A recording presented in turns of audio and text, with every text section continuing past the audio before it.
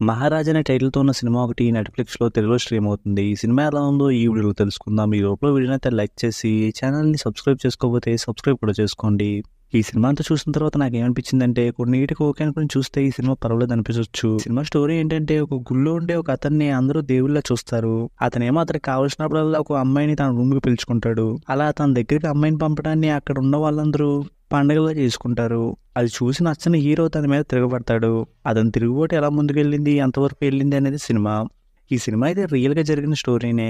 ఓ book ఆధారంగా ఈ సినిమాని తీసామని చెప్పారు.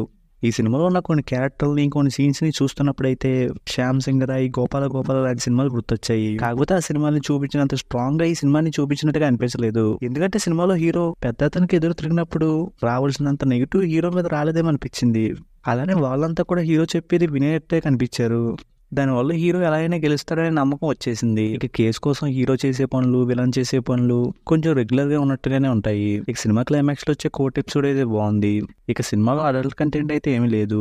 ఇక సినిమాలో విలన్‌గా కనిపించిన అతని పర్ఫార్మెన్స్, హీరోయిన్ పర్ఫార్మెన్స్‌లు అయితే బాగున్నాయి. ఫైనల్‌గా ఈ సినిమాని అప్పట్లో జరిగిన కేసు ఏంటి, ఆ కేసు ఎలా ముందుకెళ్ళింది, ఎలాంటి తీర్పు వచ్చింది అనే విషయాలు తెలుసుకుందామని చూస్తే ఈ సినిమా పర్వాలేదు అనిపిస్తుంది. ఈ సినిమాకి నేను ఇస్తున్న రేటింగ్ అయితే 2.5 అవుట్ ఆఫ్ 5. ఇక వీడియోని క్లోజ్ చేసే ముందు అయితే వీడియోని లైక్ చేసి ఛానల్‌ని సబ్స్క్రైబ్ చేసుకోకుండా చూస్తున్నట్టయితే సబ్స్క్రైబ్ కూడా చేసుకోండి.